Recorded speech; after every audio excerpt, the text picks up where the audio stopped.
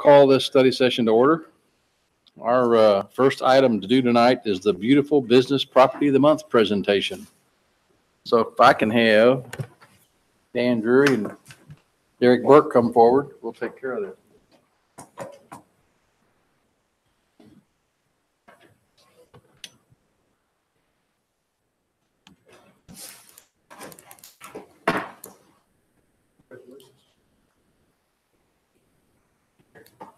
You're the director of horticulture for all the Burger King.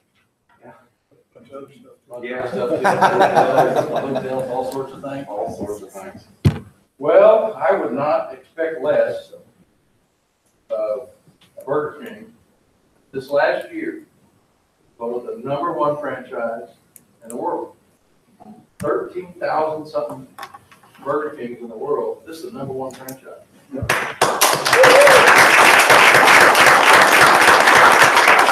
Guys like this make it happen.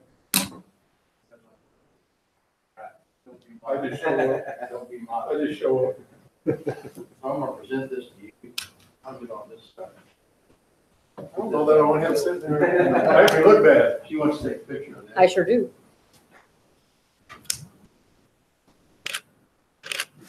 So display it proudly. We'll do it well. Thank you, Kate Jerome. I'm in there almost every morning. I know it. Okay. I'll be looking for it. All right. That's fine. Wait till you see the new one. Yeah. Okay. All right. Sounds good. Thank you. Thank you, folks. Hey, Dan, did you get a hold of you on our next meeting on merging diamond? When? I thought Casey was trying to get a hold of you as soon as we can. Stay with. All right.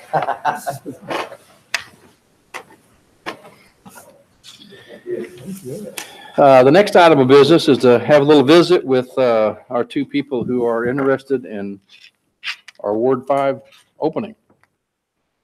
What I'd like to do first, I don't care who goes first. I'll let you decide among yourselves. You flip a coin, I don't care. Okay. What I'd like to do first is have you just tell us a little bit about yourself, and then we have some questions that various council members are going to ask you, and we'll go from there. Great. Well, thank you. Well, I know a few of you pretty well. Some of you I don't know nearly as well as others. So first and foremost, it's Red. It's Eric Redinger. I've been a resident of Cape since summer of 2003. Coming up on 15 years here. We've lived in the same neighborhood, same home ever since we moved here permanently in October of that year. I work at the university, so that's how we got into Cape Girardeau. I also have family in Missouri, but we moved here from South Dakota. Fun fact, I actually was born about 45 miles away from where Jake Leeson was born. And that's how we got to be friends, coaching youth football together. But anyway, thank you for your time on this council. I know what a huge time commitment and it is. I've been interested in the council for many years, but the good news is we've always had good representatives from my ward. So I've always thought, why bother? There's good representation, and I was always busy coaching youth sports and, spending time with my children that way. And then as my children have gotten older, one is currently in high school, so there's still a lot of time commitments there. But I really consider time as the most valuable currency.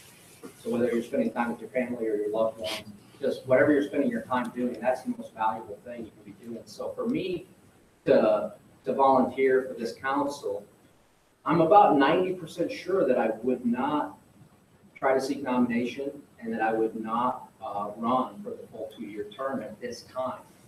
It's something that's very interesting to me that I'd like to do in the future once my children are completely out of the house.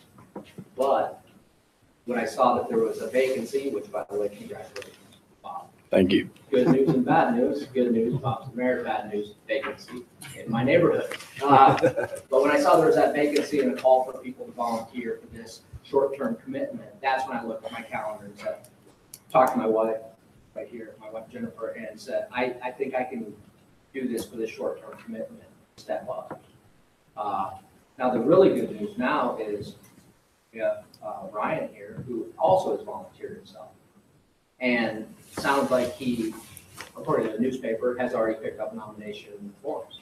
So probably, I'm assuming, I don't want to put words in his mouth, but probably far more interested in that commitment than I would be at this time. So for me, this would be more along the lines of, I'm filling in a role because of the need, and then that would help me in the future when there becomes a vacancy again and I have time to actually do the two. But I do want to be right up front with that.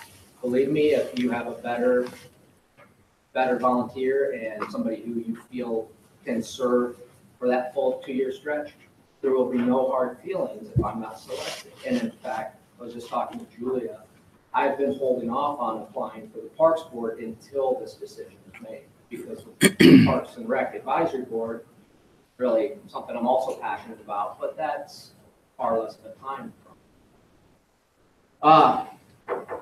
So that's a little bit about kind of my motivation for applying for this, for volunteering myself. Just a little bit about me personally. I am just a resident of Cape, like I said. I love the outdoors. I am a huge user of our Parks and Rec department and just our trails and our parks, and I love showing those off. We're interviewing candidates right now for a position in the department, and I've spent the whole last week just driving them around and showing off the parks and the different park systems and the little tiny parks we come across and also the big parks we come across. I'm just a huge fan. So we do such a wonderful job, and I'm explaining to them like Old Town Cape, and here's the casino, and here's what they've done to Broadway, and I find myself just being a cheerleader for Cape. And so I do love the community, I love the city, and I'm willing to serve as needed. Some of our questions that we were going to ask you, you may have answered in the beginning. So that being the case, if you want to, You kind of answered mine. kind of answered yours, and you kind of answered the next one. Dan? Yeah. In your opinion, what challenges does the city of Cape Girardeau face? Well, there's a lot of challenges with the case. I think that the city has done a fantastic job of tackling some of these challenges. And some of the big challenges for me on a personal level are, like I said, I'm a huge fan of Parks and Rec, but we already have now renewed our Parks and Rec vacant tax. So I think that would have been a huge challenge had we not had that.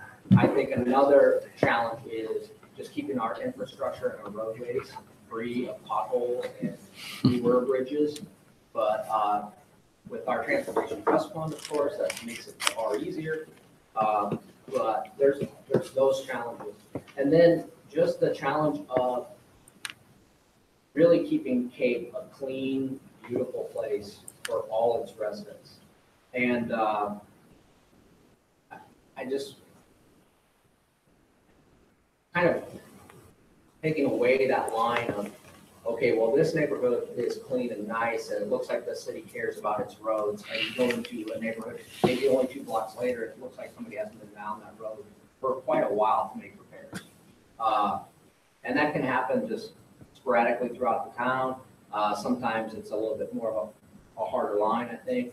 But really just making the city a consistently clean and beautiful place that feels welcoming.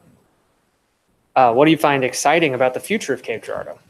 Exciting about the future, the growth. And, you know, like, again, I'm going to fall back on just the recreational stuff, but just the opportunity for an Olympic-sized venue for swimming, where we can actually do real, like, large swim meets with enough size.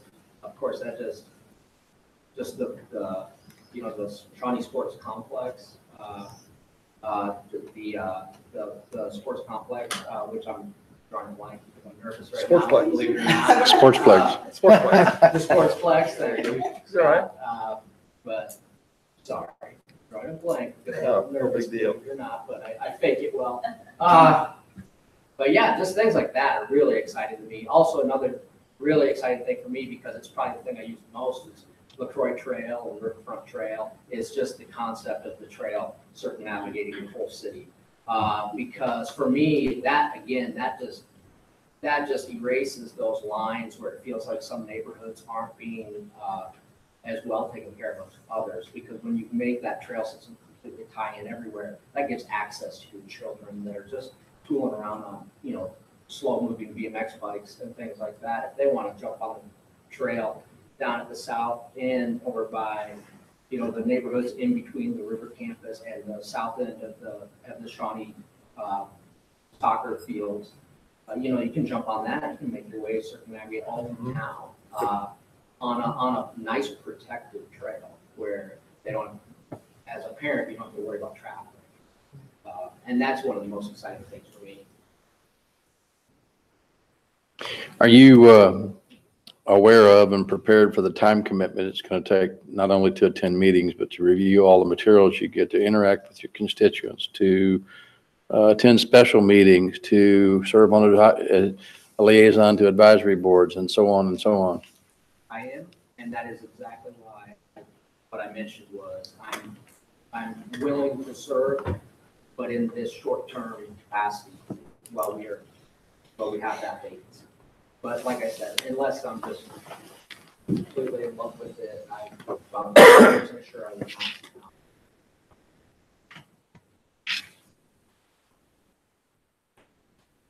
not. Okay, do you have any family or friends who work for the city? No. My son was a lifeguard out at the water. Brent, you mentioned a little bit earlier, but tell us about any experience that you think might help you. Well, I am a graduate of Leadership Cape, so that was a great program. I just love that one. That's one experience where I have a lot of networking. I consider myself a friend of both Jake and Harry Rediger, who are not related, by the way. But, and then I did serve on the Bicycle Advisory Council. So when Scott's well aware of this, when we my project for Leadership Cape was a project called Complete Streets, and it was the concept that if all new streets should have some sort of facilities for sidewalks and some sort of like shoulder that's designated with the stripes, so that somebody on a bicycle could ride in the shoulder with at least a stripe dividing them from traffic. And that was the Leadership Cape project, and that kind of led into those, that network kind of led into being a part of the Bicycle Advisory Council. And that was, we helped work on a grant-funded project, and we put the first shoulder stripes down that basically became bicycle lanes, and some of the different signs that some people aren't happy about and some people are ecstatic about, because they can when you see a share the road arrow on the ground versus a sign. And so that's something I was heavily involved in, and I learned a lot and really worked with city officials throughout that entire project and that entire process. It wouldn't have happened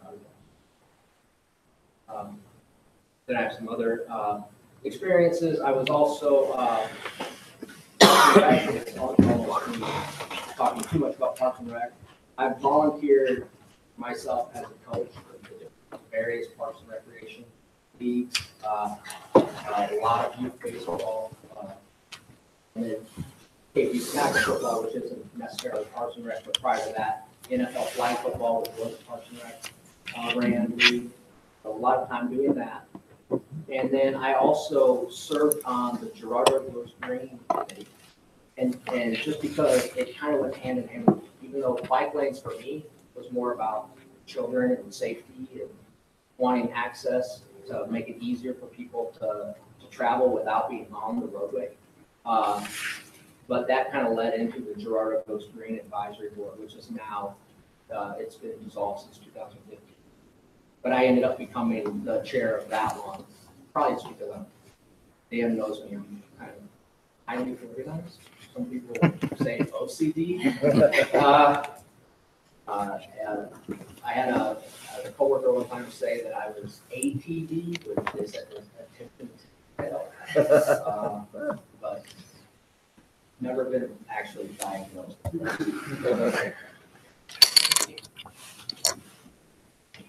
I think they answered any of mine.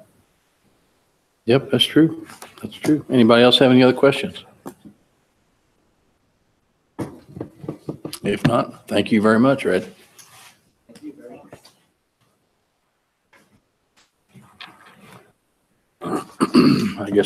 I guess Ryan's next then, huh? Mayor, Council, thank you. A little bit about myself. I have lived in Cape Girardeau for roughly 15 years. I've lived in Ward 5 now since April of 2010. I really like the area a lot. You know, I mentioned in my application why I have been thinking about doing this. I've been thinking about what way I can serve the area. And, you know, like Red, I thought about city council in the past. And part of the reason I wanted to serve was I do feel like the city in my 15 years has given me a lot. I mentioned in the written part of the application that I had some previous involvement with Parks and Rec Department. When I was 16 years old, I'm originally from Southern Illinois. I worked for the Parks and Rec Department, working on the ball fields at Arena Park and at Shawnee Park. And during the winters, I worked at Osage, and I feel during that time, that time really gave me a sense of work ethic and some values that were around kind of what shaped my work life moving forward.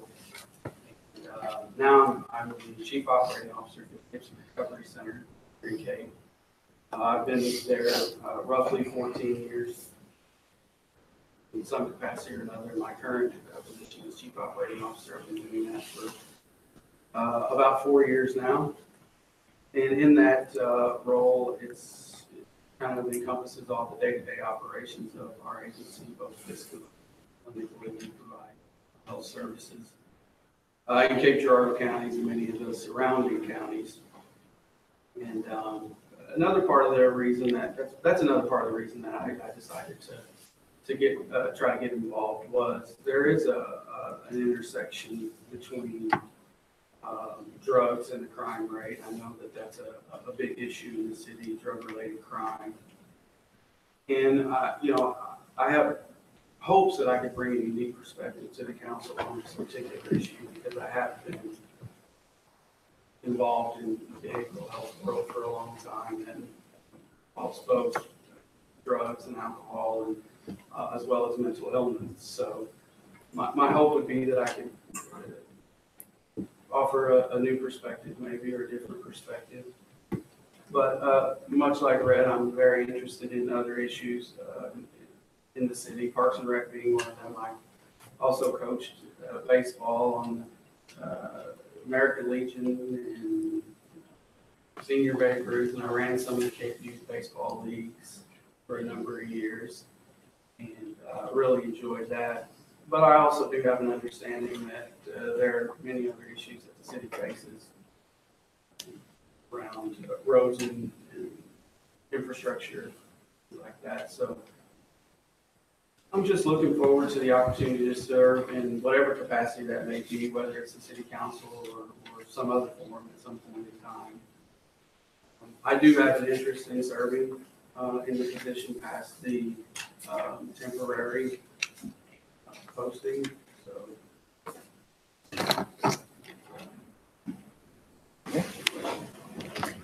I think he's answered these first two that we had on here, Dan. All right. In your opinion, what challenges does the city of Cape Girardeau face? well, I mentioned crime.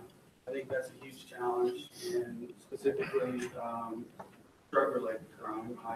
We have offices in probably 3 different wards here in the city, and we see people from all over Cape Girardeau.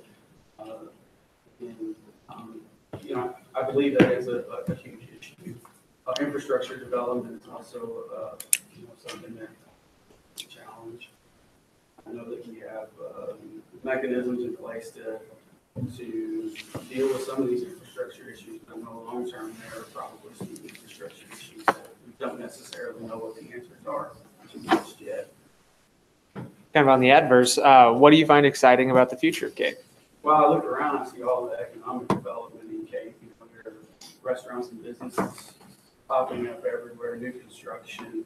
One of the areas, it probably has a little bit to do with my work background, is the idea of the purpose-built community, and what opportunities that could bring to a part of the city that really needs it. And I assume you're aware of the time commitments necessary to do things in a diligent manner as far as all the material you have to read to get prepared for a meeting, all of the auxiliary time you may spend on councils and so forth. Yes, sir. I've been kind of preparing myself a little bit already. I've read through some of the information that's online that you guys have to process before the meetings. And it is a lot of information, but I'm confident I can handle it. My question again is, do you have any friends or family who work for the city? I don't believe so, other than my previous employment for this city, but I left that a long time, about 15, 16 years ago. I did enjoy my time working for the city, though. Like I said, it was great. I got a lot of good experience and a lot of good people. Brian, you mentioned earlier some of your experiences. Yeah. Any other things that you think might positively apply to the council? As I mentioned in my application, I serve as currently the president of the Missouri Credentialing Board. It's based out of Jefferson City. And it's an organization that credentials counselors and other behavioral health professionals throughout the state of Missouri. I think I mentioned in the application, we credential over 2,000 professionals.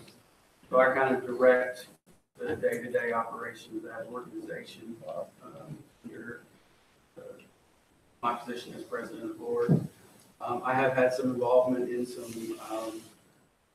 local organizations.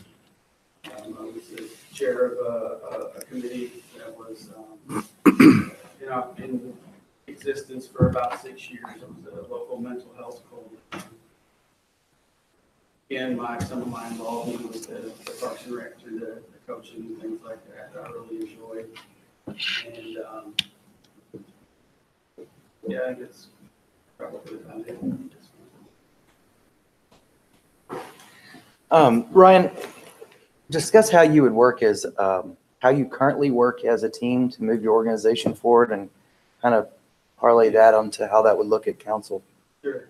So my team that directly kind of works for me, there's about 8 or 9 of them directly work for me, and I do like to foster a close team approach. We meet weekly, to try and stay on the same page, and really, everyone can be a productive member of the team, and everyone has a voice and has new ideas. And I think it's important to understand within those team approaches that everyone has a different perspective they can bring. Everyone has different experiences that they can lean on in suggesting solutions to problems and things like that. Okay.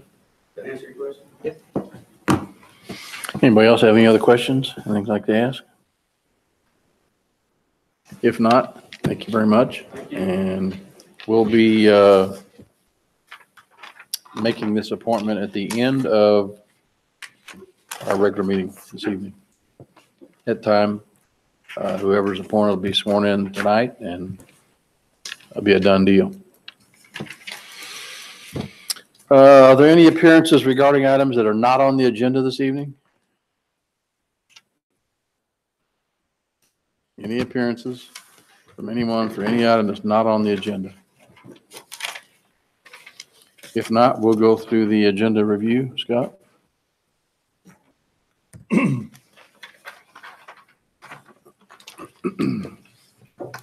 We have 4 presentations tonight. We have the Building Safety Month. Alex, are you going to receive that? Anna, oh, there she is. I'm sorry, Anna. Anna will be receiving the Building Safety Month proclamation, the Bike Month proclamation.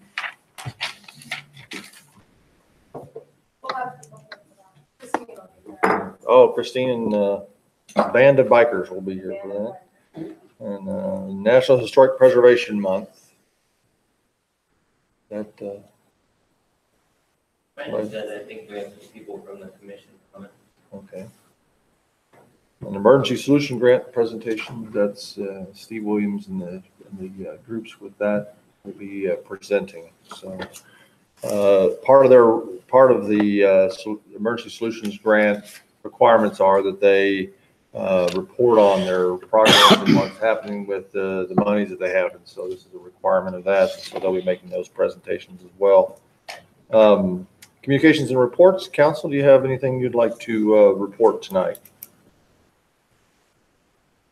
I'm going to remind everybody again about the Saltville Law Enforcement Memorial on May 24th. And I'll report on several different items that I've been involved with since the last meeting. Others? Staff perspective, I'll talk a little bit about the conference I went to, MCMA. Molly has anything to report from there? Anybody else? Items? All right. We have no public hearings tonight.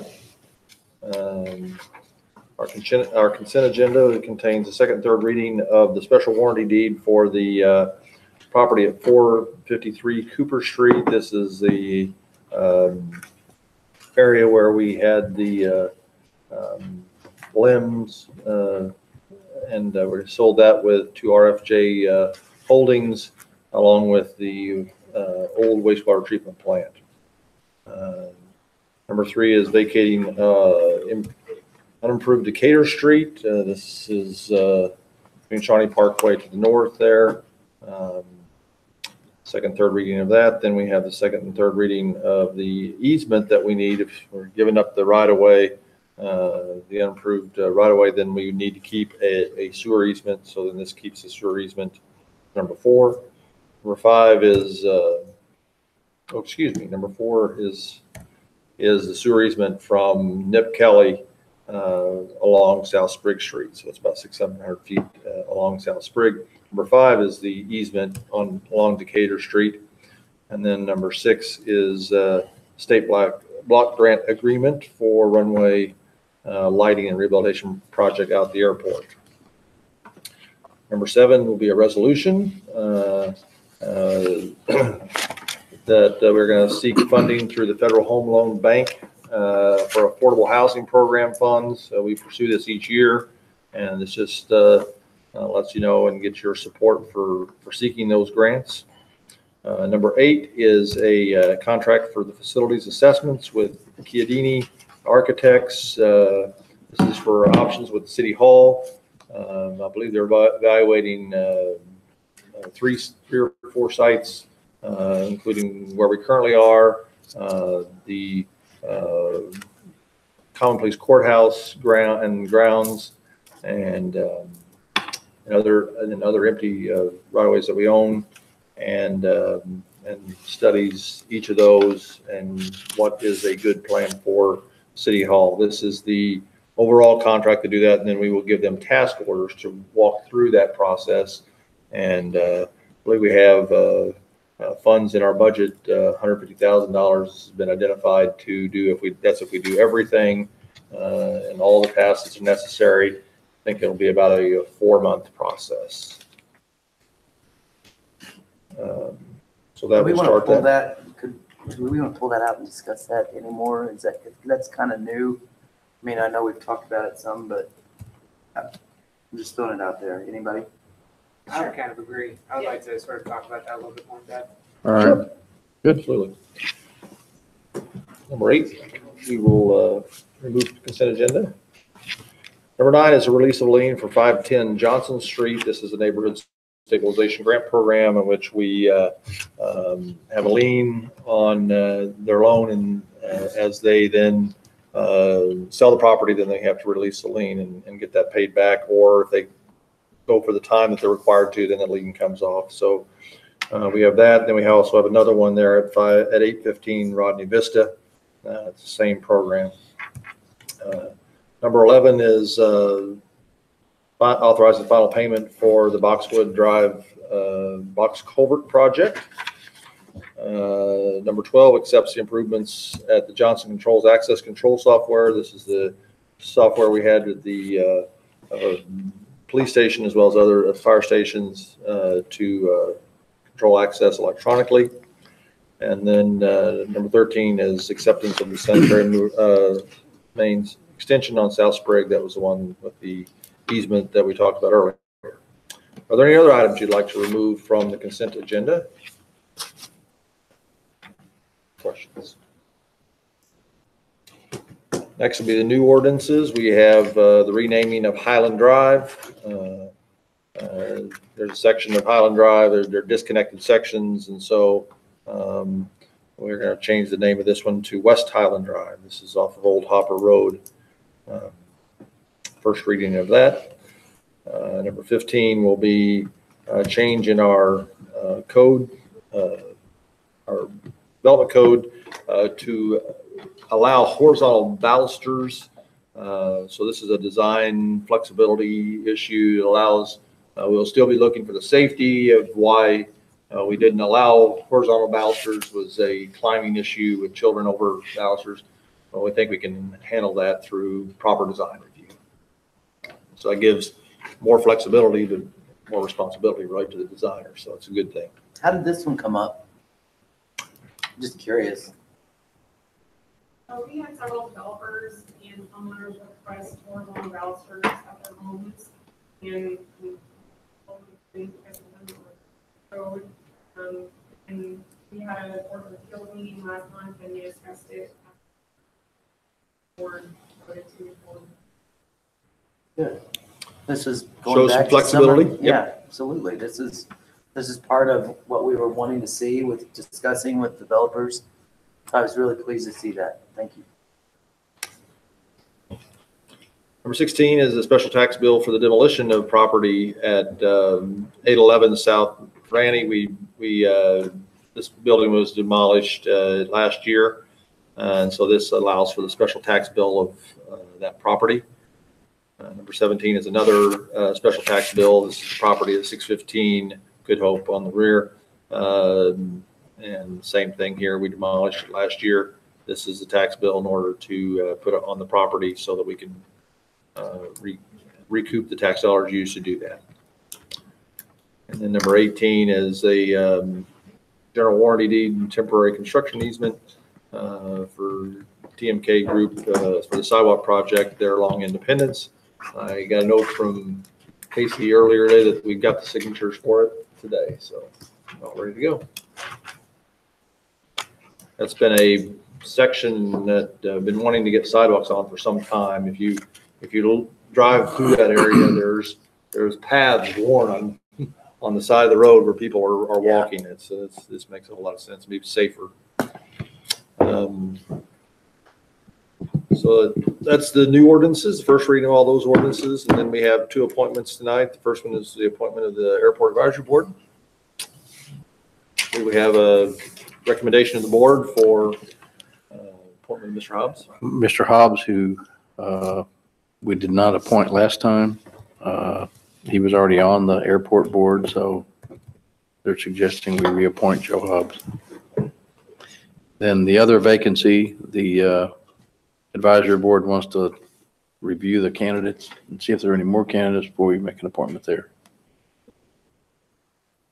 Very good. And then the 20 is the CID board.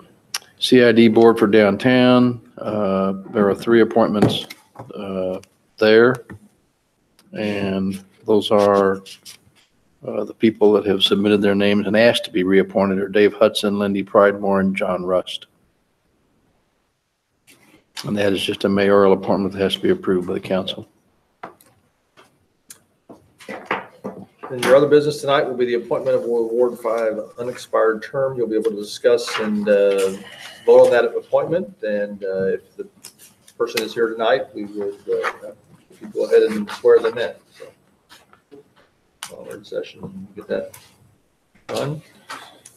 I believe that's all I have, Mayor. All right. Two other items while we're in study session we need to discuss. One is having a special session to discuss the budget. And we originally thought that we would do that at our May 21st meeting during the study session, but I think it's going to require more time and more commitment from us and the staff to review and answer questions. And I know Stacy's had a few questions that staff is getting ready to answer before we get into that session. And Dan, as a new council member, if you have any, if you'll submit those to Scott, we can get those passed out and maybe get those answered. Plus, we're going to have another new council person that we appoint who, reviewing the budget and that process is a pretty detailed thing. And it takes a lot of time, and by no means, I don't think any council person understands every aspect of the budget. There's no way you can. Even a financial guru like Robbie there doesn't understand all the aspects of the budget. It's a big item. My question is, what's a good time to have that session? I will tell you that your mayor has a trip that was planned a year ago before he ever thought about running for mayor. I lost a bet with my wife and I have to take her on a Mediterranean cruise. That sounds strange. Poor Bob. But yeah. Well, I had to pay for it. Oh, poor Bob. Yeah, poor Bob. But I will be gone May 24th and be back June 8th. So we want to have that meeting before the. So that kind of precludes having it after the May 21st meeting. I'm already going to miss the meeting on June 4th, and our illustrious Mayor Pro Tem is going to run that meeting. So Scott and I talked, and it might be best to have it for the meeting on the 21st, which would be, I'm going to say, probably next week. Next week sometime. I don't want to interfere with people's work schedules and have to have them have more time off. So maybe I'd like to do it some evening, do it at 5 and maybe go 5 to 7 or 8 or however long it takes to go through it. It's going to take a little time. Yeah. How does Thursday evening 17th sound? That works great for me. Works for me. Works? Victor? John Richburg. Yeah, John. Make sure John. Kind of I important. mean, the to that whole 16th interferes discussion. with some people. Some people have church on Wednesday nights, and I don't know, will that work for you? Yeah, I've got some other meeting, but I'll cancel that. I did deal, I'll cancel it too. But if the 17th works, then we'll put that down as a date to do that. From 5 to 7 on the 17th. All right. Is that okay with you, John? Yes. All right. I know that he just loves to hear stay a little longer after he's been here all day. That brings up another item of discussion that we talked about at the retreat, and that was a discussion of meeting times for our council. And part of the discussion at the retreat was, in order to make things more efficient, right now our meetings are at 5, and our study session's at 5, our regular session's at 7. And there's a dead time in between. There are a lot of people that come to this meeting at 5 thinking they're coming to the council meeting when actually it's at 7, so they got to come back. Some don't come back, as Robbie pointed out. And there's a big, I mean, if we, in that interim period, if we have to have a closed session to discuss some legal matter or personnel matter, we'll do that then. But oftentimes there's just a lot of dead space in there and it's wasted time, in my mind. And although we can sit around and talk and visit, still, it's not been efficient when it comes to keeping staff and everybody here. And it's not efficient for the public because sometimes they've got 2 hours in between the meeting. So our question was, whether we could have our study session at 5 and then right after the study session, have our regular session. And I assumed that when you have your meeting notice and you give a time, you had to give a time to do that. So I thought 5 and 6. Very seldom does our study session last longer than an hour. If we gave the announcement of 6 o'clock and we had a long study session, it went long, you're better off announcing it at 6 than starting early. But, Eric, I understand that you didn't find anything in the statute where it says you have to have announced a time. You just don't have to announce a specific meeting. Well, you do have to announce a time under section 610, but the statute does not make a distinction between study sessions and regular sessions. Our charter doesn't make that kind of a distinction. The only thing the Sunshine Law refers to is the public meeting. Okay. And so it does have some interesting kind of nuances as you chew through it, but it appears to me that you could give the starting time in the agenda notice, and that would be sufficient. So your starting time would be 5 o'clock. You'd have a study session. Immediately after that study session, you'd go right into your regular session. The only caveat to that would be is if there is some item, whether it's a legal item involving property or something else that we would want to handle at that night's meeting. If it was necessary to do that, then we may have to change the agenda for that evening and have a brief closed session and then come back into our regular meeting. I can't remember a time, and since I've been on the council, when that's happened. Although it could happen. It could. It could. That being the case, we may want to consider just having a study session. When the study session is over, we just immediately go into our regular session. So a lot of you people who come to this meeting won't have to go home and then come back if you so desire. I think it will improve attendance at our regular meetings, and I think it'll provide more continuity. And that was just my thought. Now, I don't know what's everybody else's thought. We talked about it at the retreat, and I think anything so that citizens don't have to go home and then come back. I think that just encourages an engaged citizenry. It encourages civic involvement. I just think that hour or plus downtime between the two sessions is detrimental to attendance. well, go ahead, Robbie. No, I agree. We've seen it over the last 2 years. We've seen it a lot where people would come. There's some confusion on when they need to speak about a specific item, and they sit through our study session and they leave and they don't come back. And I feel bad for those that have done that. So the quicker we can get from study to normal session, the better off we are. And the staff, our staff, city staff, asking them to stay as late as they do sometimes. It's not fair to them too.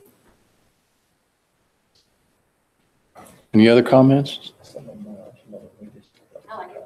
You like it? The other item has been that our study session generally has not been televised, has it not? It has? Okay, well, that didn't used to be all the time. That's true. So how does that affect that, Nicolette? You just sit here longer for one time. All right. There's no effect. All right. No, but I think it's a good idea. So when are we going to start that, Mayor? We're going to have closed sessions after the meetings? Then we'll have, Or if in the we have to middle? have a closed session, we'll have it after the meeting. Okay. And it, in my opinion, I don't, when we have that closed session, not only will the public knows this, we also have dinner. I don't see a reason to have that dinner unless we're here, unless they know beforehand, we're going to have a long study session and we have something on the agenda that might, we have a long closed session after a meeting, then that might be the case. But I would just say, and you could save the city a lot of money that way too. So that's something to think about. I agree. I say we started on the 21st of May. We can do that, right? Eric? There's nothing that keeps us from switching from a staff standpoint. I would make a motion to do that at the regular session and not at this one. Right. She pointed out there may be public hearings already advertised. I really don't know. We would have to check. Those would probably. So we would just start in June? We will need to check You'll on check? any of those, yes. Okay. And then we can let you know if we have any that have already been published.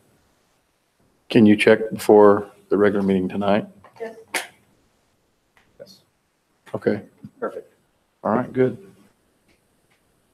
This is the schedule, I believe it's still the schedule, the way the school board does it, and it works great. And every now and then we knew there was gonna be a super long, kind of thing. Yeah. Everybody survived. Yeah. Man, it won't hurt me to miss a meal anyway. We need a closed session tonight? I don't think we do. No, we do not need a closed session tonight. See, like right now, our regular session will be at 7:00 tonight. We could have started. But it's already been announced at 7:00, so that would really make things a lot more efficient. So at this point, I'll adjourn the study session and we will reconvene at 7:00.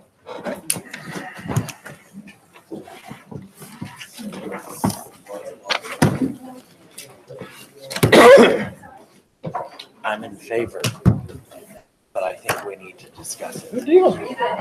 Of the change in times? No. Well, it's a lot more citizen. It's their business. That's ridiculous. We've got people on staff to do that. They're like, the best way to find out utilization of space is if you just actually